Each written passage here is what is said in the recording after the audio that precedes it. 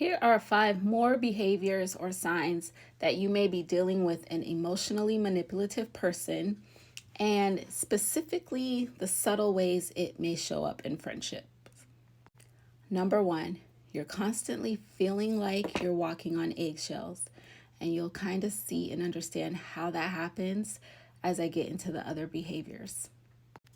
Number 2, their needs are the only ones that matter. I had a friendship that, after years of friendship, came to sort of an abrupt end. And as I kind of reflected back, trying to look for things that happened that maybe could have gave me clues that something was off in the friendship, I realized that I was always compromising my needs in the friendship. Here's a particular example. I used to drink with this friend quite often. When we got together, we were always drinking. Well, I had gotten sober and determined that I had a problem with alcohol. So this friend was coming to visit me, and I was nervous about their visit. And I even shared with them that I was nervous about their visit because I was worried that it would compromise my sobriety, because I'm so used to drinking with them that I may feel triggered and want to drink and throw away what I had at the time was almost 2 years of sobriety.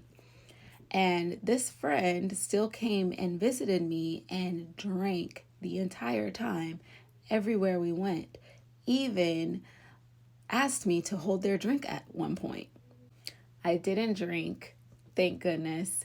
That's why I always say count it all joy, because at least I learned that I could survive that type of environment and maintain my sobriety. However, as I look for more supportive and healthy relationships with friends, I would hope that a friend would hear the concern that I expressed and understand that maybe this isn't the trip to drink on, because I was in a vulnerable place, and not drink everywhere we went. Number 3, they're never wrong and never make mistakes, but you are always wrong and you always make mistakes. The subtle way this shows up in friendships is, you ever notice when you're talking about an account of something that's happening or an experience you're going through, and they're always able to point out where you're wrong or where you made a mistake, and you're able to receive that feedback gracefully and take it as feedback. But when the roles are reversed and they're sharing something with you and you are giving them feedback, they're like, no, you're wrong. No, that's not it. They get very defensive, or maybe in the moment they seem receptive to the feedback, but a day or two later they come back and just totally dismiss whatever feedback you gave them or whatever input that you shared with them.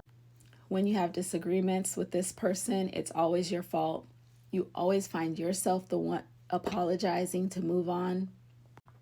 Yeah, looking back in those friendships, every time I've been able to move on from a disagreement with someone like that is because I came and made an apology or took accountability for something. You're always the one that's being the bigger person. Number 4, they make you feel bad for not acting and thinking like they do. This can show up very subtle as well.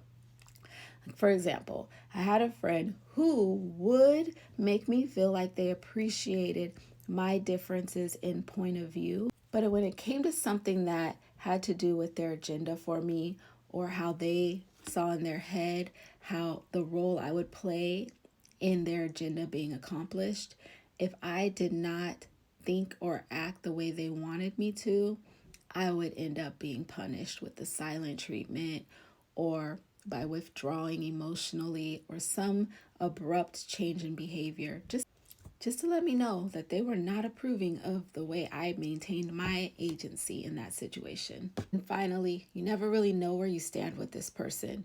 This is what creates that feeling of walking on eggshells, because there's this hot and cold behavior. One moment, you're the bestie, you're the best in the world. The next moment, either they don't have time for you, you're getting on their nerves, you're irritating, they're devaluing you, and you just never know what mode they're in when it comes to you. So what do you do when you notice these behaviors? Well, this is where I'm at right now. Oftentimes in the mental health space, you'll hear people say that as you heal and as you get more healthy, things won't bother you anymore, and the way other people show up in relationships won't bother you.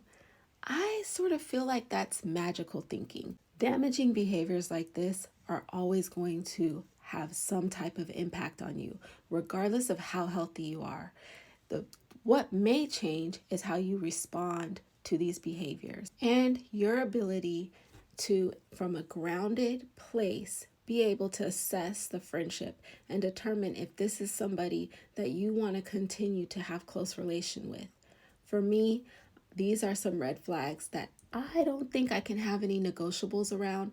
I just know that when I feel like this around a person that I'm trying to be friends with, the feelings are just way too icky for me.